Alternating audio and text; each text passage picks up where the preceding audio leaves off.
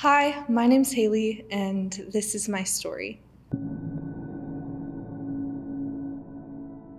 To start everything off, I grew up in a Christian household.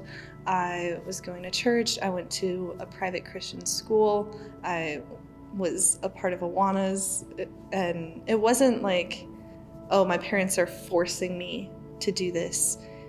It was like I actually enjoyed it, and I had a good relationship with God, and I would do all these like summer camp things and stuff like that.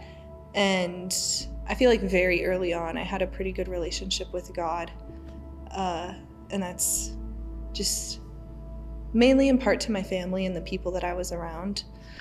I got saved at a pretty young age too. I don't remember exactly how old I was, but I do remember the day very clearly, and my brother and I were just outside and we were talking about it, and we were both just like, we want to give our lives to God. That'd be so cool. And in my family, it was just like letting Jesus into your heart. Like that was how my parents kind of explained it to us as young kids. And so I remember just jumping on the trampoline, and my brother and we just asked for a sign of like, hey, God, if this is something that we're supposed to do, can you just show us? And right when we looked up in the sky, the clouds were shaped in a heart with the sun shining through. And then we ran in to show my mom, and by the time we came out, it was gone. So for us, it was just like, oh, he just wanted us to see it. And then that night when my dad came home, my brother and I were just like, we want to accept Jesus into our hearts. And so we did, in my brother's little twin bed. It was really cute. And I think that was the first time I really felt the Holy Spirit. Like I was just very energized, and like I started just like shaking and crying, but just because I was so excited for what was to come. And things kind of continued on like that. Things were pretty good until kind of middle school times. I wasn't going to private school anymore. I went to a charter school, and so I was surrounded by a lot more people that weren't Christians and a lot more just worldly things, I guess. And so kind of naturally, you know, if you're not in a Christian school where you have chapel every Monday and Bible class, like at such a young age, I wasn't taking the necessary steps to really pursue a relationship with God on my own. It kind of just relied on other people and like going to church on Sundays and stuff like that. And then kind of between 7th and 8th grade, a lot of things started happening where I just constantly felt like I wasn't in control. There were a lot of deaths, a lot of loss. My family had been fostering a girl for multiple years, and then kind of just out of nowhere, the court decided that we needed to hand her over to her biological grandmother, and we only had like 12 hours to do it, so that was really difficult. And then my Nina, who's my grandma, she passed away, and then my grandpa got sent to prison, and it was just a lot going on, and I was kind of subconsciously blaming God for those things happening, and I kind of just became angry with him. And I have multiple just diary entries and stuff where I'm just like, Lord, how are you letting this happen to me? Like I can't handle all of this happening at once, and I just can't do it. And so I kind of started to try to take things into my own control, and I became really depressed. I have always kind of struggled with anxiety, but during that time in my life, it became really bad. I would have panic attacks like 3 times a week, and I really clung on to school for my identity. I was finding my identity in my grades and academic validation, and instead of kind of turning to the Lord in these trying times, I would just kind of lean on my own understanding. I mean, I didn't like start partying or like do drugs or anything, but I was finding my identity in things that weren't the Lord. and it caused a lot of insecurity and just sort of intrusive thoughts. I always thought that I was never good enough, academically, mentally, physically, and I struggled a lot with like self-confidence. And so because I was finding my identity in this world, and was incredibly insecure and felt out of control. I felt like the only thing that I really could control, in a sense, was the way that I looked. I began to just eat less, and I struggled with disordered eating for a while, on and off, and I would just like kind of track calories and track exercises, and it was just a really negative time in my life, and I was depending on that being my source of happiness, of like, oh wow, you only ate that much today, good for you, instead of God, because in my eyes that was all that I could control, was who I am. And so I was finding my identity in that. And the same thing happened with school. I would, tell myself a 97 wasn't good enough because it was too close to a 95, which was too close to a B, and that meant that I was a failure. And so I was just really harsh on myself and forcing myself to just keep pushing to get 100%, no matter what that meant.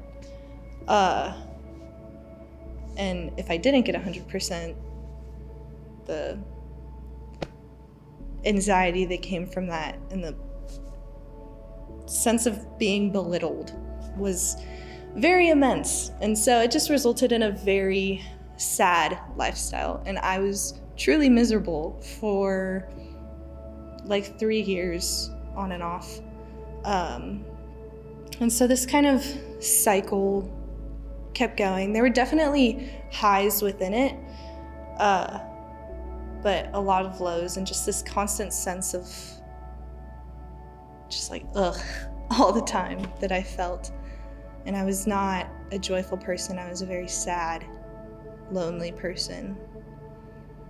And then sophomore year, things kind of started to change. I was being more social. I finally had friends that I felt that I fit in with and actually belonged with. And I was surrounded by teachers that were constantly just like, you don't need to be so hard on yourself. Like, it's okay. You are smart. Like, 194 doesn't mean that you're not a smart person. And people that were just constantly uplifting me. And I was finally feeling like I was doing better, but I still wasn't basing my worth on God. I still wasn't actively working to grow my relationship with the Lord. And so even though I was feeling this sense of like getting better, it was all based on things that could very easily be taken away. And that happened in January of my sophomore year, so the very beginning of my second semester. I was playing a basketball game and I was tripped and I fell and I hit my head really, really hard, and I got a severe concussion and some memory loss from that. And so I had to see some concussion specialists, and any sense of normalcy in my life was kind of taken away overnight. And for it was like 2 weeks, I couldn't go to school. I couldn't do anything at all. Like, your screen time is limited to like 15 to 30 minutes a day. So I couldn't even keep up with my friends outside of school. Or I couldn't even keep up with my friends in school. And then I wasn't allowed to go to school. Then when I was allowed to go to school, it was for 1 or 2 periods a day. I had to wear sunglasses in class, so it was just really weird. And then if I was there for lunch or passing periods, they had to pull me aside and I had to go in the conference room because I couldn't be around loud noises. And like during lunch, I was allowed to bring one friend with me, but we had to whisper or else I'd get like a really insane migraine.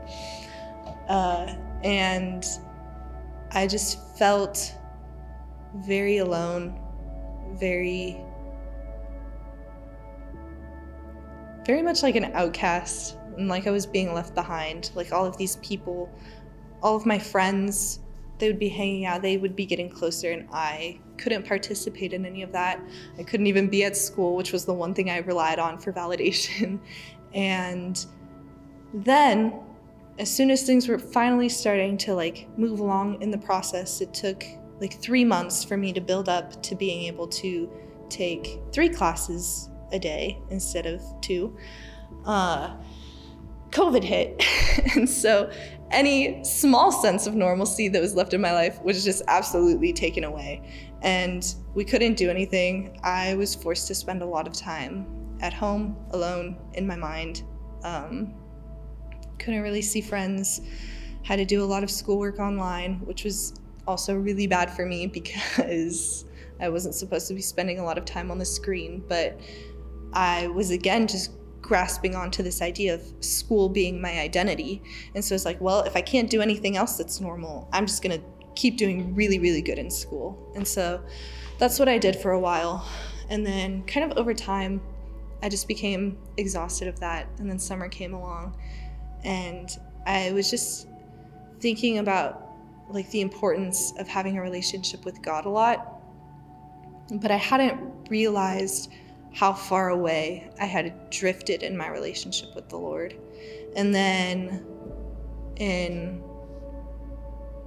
the very early months of my junior year, my brother and I were invited to come to Remnant.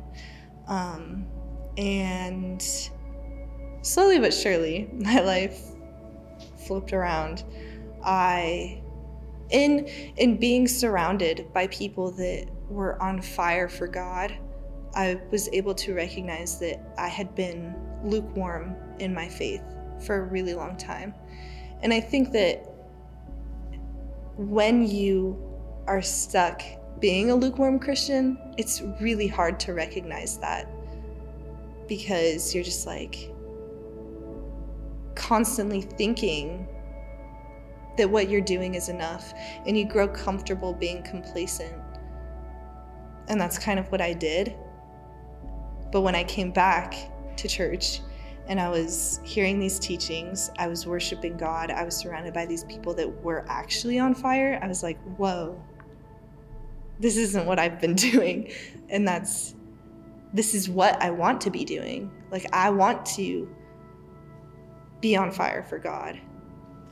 And so I started working on a relationship with him, I started working on the process of rebuilding my old relationship with him. And so I was, instead of relying on other people for validation, for happiness, or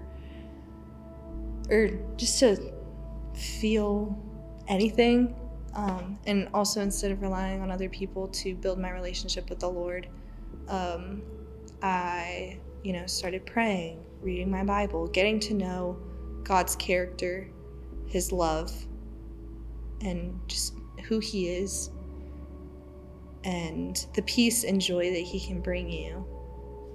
And it was absolutely insane. It definitely changed my life.